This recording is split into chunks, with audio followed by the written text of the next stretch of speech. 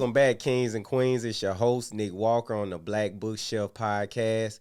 Remember, if you like the content on the Black Bookshelf Podcast, hit that subscribe button below, hit that like button, comment, share, support. We trying to make this thing grow, man. Today, got a very special book review.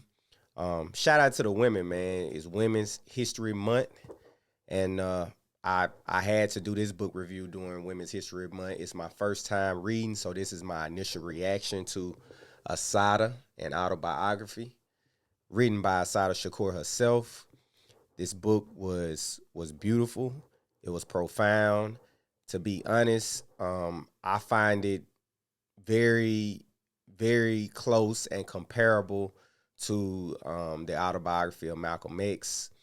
I had previously read articles about Assata Shakur, looked her up, saw some interviews on YouTube, but it was nothing like reading this autobiography. This autobiography is perfect. It's introspective. It educated me. It provided me with a variety of emotion. Sometimes I was angry, reading about the imprisonment of Assata Shakur, the mistreatment, the prejudiced judicial system that she had to deal with and that we have to deal with on a day-to-day basis. I laughed during this book because she had quite a sense of humor, talking about her coming up in the world and learning different things and dealing with people in her neighborhood and in the streets. And yeah, man, this book is very, very important to Black culture. It's a coming of age story. So the cool thing about this book, I thought, was that it talks about her early beginnings, her family, her friends, the racist school system she went to, and I thought it was very important for her to discuss her school system because she made it a point to talk about how the school systems in America are are set in a way as far as curriculum wise, as far as the education that we all are receiving in the American educational system, to where it sets up the capitalistic and the racial environment and it sets the racial foundation for the whole nation. And yeah, I thought that was very important because I think all of us as Black Americans, if we understand what we were learning, how we were learning it, how we would go to history class and we would learn all these things in history, but it would only be a paragraph teaching us about our people, educating us about our heroes and the people that fought for liberation. And it would only be this little short paragraph, this little one page out of a whole history book talking about our struggle, our plight in America. She definitely discussed that in this book. Um, and it talked about how she was naive early in her life to colorism and to features that we thought were unattractive at the time. I feel like every Black person has went through that challenge of, even me as a dark skinned Black person, understanding that my Black is beautiful. And thinking that, and as a child we was thinking that, okay, the light skinned people are more beautiful. But our Black is beautiful as well. All shades of Black is beautiful, and it's sort of the racial undertones that all of these things have, and it incorporated into children. And a lot of us don't grow out of it. A lot of us feel like these are not just opinions; these are fact. But these are based on racial prejudice that have been placed on us from generations and generations of slavery, etc. Um, the book, talks about her childhood, talks about how she has grown into this person that's revolutionary, that fought for Black liberation. And then it goes from her childhood into an adulthood, and it talks about her maturation. But also throughout this book, it goes back and forth between her maturation into a revolutionary into her court cases. So if you don't know anything about Assata Shakur, Um, she she was a former Black Panther, and at the time, and she wrote this book, she was a part of the Black Liberation Army, and the Black Liberation Army helped her escape from prison because she was convicted for the murder of a sheriff, a policeman, which all the evidence points that she was innocent. And so throughout this book, what it does, she goes back and forth between her childhood and her imprisonment, which was very harsh. It was very unjust. And she talks about her different K courses and how unfair it was and how they was throwing out or proving her not guilty on all of her on all of her case courses. But when she gets to that murder one, the judge is too prejudiced, the jury is prejudiced, the whole system is racist, and it just goes to show you that when the government has put you on their list of people that they want to get rid of, that they want to get out of here, that they will do whatever it takes to make sure that you're either dead or in jail as a revolutionary. I thought her description of of the things that she went through was very descriptive. I can see it. Like the imagery was so good in this book that I could see the struggles that she was dealing with. Um, and she is the strongest woman that I have read a book about. Um, and unless we talking about like Harriet Tubman or somebody like that, the things that she went to, being pregnant in prison, dealing with that, dealing with malnutrition in prison, dealing with a gunshot wound, and having to basically perform physical therapy and rehabilitation on her arm due to nerve damage in prison. I thought that was profound because I'm a physical therapist, and for somebody to not have physical therapy education, for her to rehabilitate herself while in prison with very little rehabilitation sources or instruments. I thought that was very amazing. It's a couple takeaways that I took from this book that I think people should really take note of while reading this book. She talks a lot about the COINTELPRO. COINTELPRO was an organization put in place by J. Edgar Hoover, where it was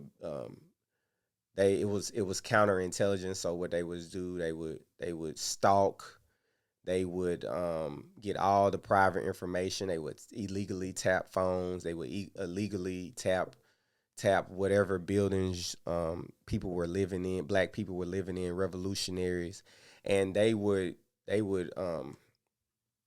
basically spy and use information that they use to basically divide and conquer. So that's what happened with the Black Panthers while Assata Shakur was in the Black Panthers. She talked vividly about how COINTELPRO divided and conquered the Black Panthers, and it was kind of sad to read about because the Black Panthers had such a beautiful thing going on, but it got infiltrated by the government, by COINTELPRO, and a lot of things happened that caused a demise. She eventually left the Black Panther movement, and I also thought it was pretty profound for her to talk about how she was openly against some of the things that the Black Panthers did. She would openly criticize, and I think that was very important at that time, especially because even though the Black Panthers were for black people, you still had masculinity, you still had a patriarchy within inside the Black Panthers, and she would openly try to bring her constructive criticism to the forefront, and sometimes she would win and sometimes she would lose. But I thought that was pretty dope that she wrote about why the Black Panthers had issues inside this book, because I feel like that's something that if you watch a documentary on the Black Panthers, you might learn a little bit, but you don't know as much as she discussed in this book. Um, I thought it was important in this book that she talked about how important it is to understand how the mass media depicts black people and how they crucify revolutionaries so that the general public cannot understand that these people aren't just criminals. They're not criminals, they're just fighting for freedom. And a lot of the times I feel like a lot of the revolutionaries were crucified even though they hadn't committed these crimes that the government or that the police had said they committed. um, this book is very important too because a lot of the things that they're going through and that she dealt with, the police brutality, is still going on to these days. I mean, you got innocent teens, innocent black people being gunned down by police, even with body cams on and stuff like that. So we still fighting this fight to this day, and it's tough. But the thing that I like the most about her is that throughout her hardship, her imprisonment, even having to go to Cuba and not be and not be able to come back to America. It's like whenever I watch the video on her and reading the end of this book, it just looked like she just has a positive aura about herself. Um, and she's a beautiful person. You could just tell by reading this book and looking at her interviews. She's one of the strongest women the strongest black women, and to me, this book definitely made her a hero. One thing I wish about this book, I wish that she was able to talk a little bit about her breakout of jail. I was looking forward to that, but I do understand that, hey, I mean, you can't really write in a book that, I broke out of jail and this is how I did it, and this is how I escaped to Cuba. So, yeah, I get that part. Currently, she's a political refugee in Cuba. Cuba will not extradite her back to the U.S. even though Cuba and U.S. have a better relationship than they previously had. And I think that's dope for Cuba and I also think it's dope for her because if you read the evidence in this book, she did not shoot and kill a police officer. What the evidence shows is that they were pulled over on New Jersey Turnpike. Police assaulted, shot at them. Somebody in the car shot back. She didn't have any gunpowder in her fingernails. She had actually been shot, so she didn't even have the ability to shoot back. So this book is very interesting. It is very different of the makeup of the book. I like the back and forth because when I like movies, I like the backstory of how she got to this person.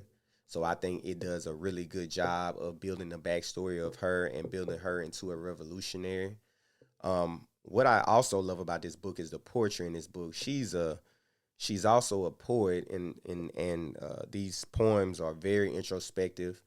They are emotional, especially the one she talks about how how sad it is that she's not being able to spend time with her daughter.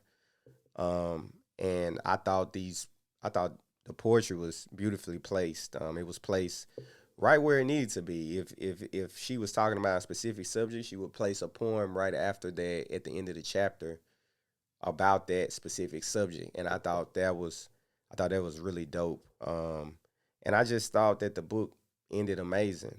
Um, it talks about her living in Cuba and her being in a place where it's virtually no racism. I thought that was amazing because it's it's rare. It's a rare place. It's rare places in Earth where there is little to no racism, and I'm glad that she was able to get that because you can tell by this book that she's a sensitive soul, and that all the hardships that she went through, it hardened her, but she never lost her heart. She was always compassionate for people. And she not only wanted liberation for all black people, she wanted all people to be free from the social reality of racism, and for everybody to have liberation and everybody to have a chance at success in this world. So shout out to all the amazing women doing Women's History Month. This book was amazing. I give it a 5 out of 5. Shout out to Assata Shakur for writing this book, Assata, the autobiography.